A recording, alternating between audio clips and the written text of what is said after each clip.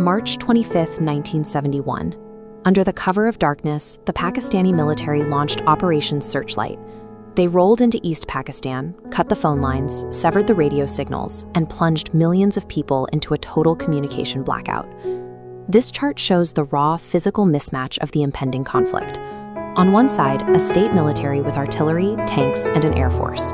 On the other, a marginalized population with almost no formalized tropes or heavy weapons. Without a way to communicate or coordinate, the targeted population was fractured. Millions were displaced. They were suddenly cut off from their neighbors, outgunned and cornered. If you look strictly at the numbers, the resistance should have collapsed in a matter of days. The math dictated a swift defeat.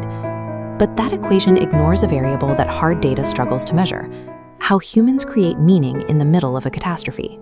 To fight an enemy with overwhelming physical superiority, leaders looked past the physical battlefield. To unite a disconnected population, they had to target human psychology. On March 26th, engineers crossed Chittagong's Kalargat Bridge, hijacking a 10-kilowatt transmitter to launch the Swadhin Bangla Beitar Kendra. Over 9 months, they utilized the narrative method to build a psychological front against a superpower.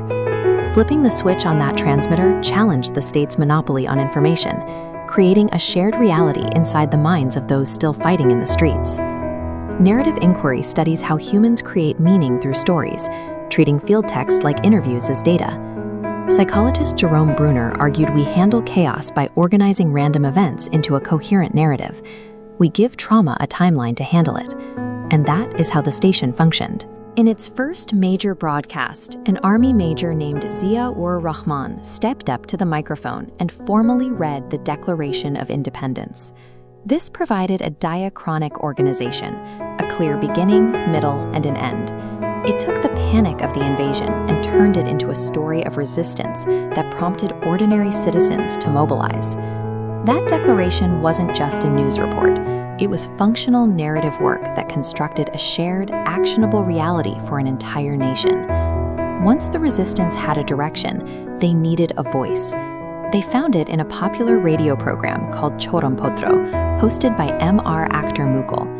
We can analyze his impact through structural analysis. This examines how a speaker uses specific language and tone to persuade and engage an audience.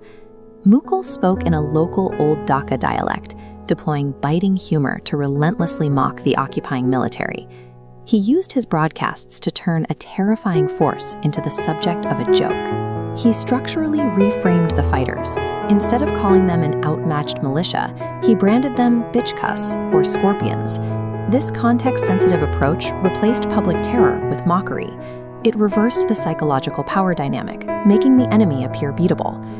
The station's reach extended to music and poetry, broadcasting patriotic anthems like Joy Bangla. These artistic broadcasts functioned as a precise mechanism for knowledge transfer. They carried unquantifiable elements of the struggle, like experience and collective memory, to listeners across the country. When millions are physically isolated, hearing the same songs creates a sense of unity.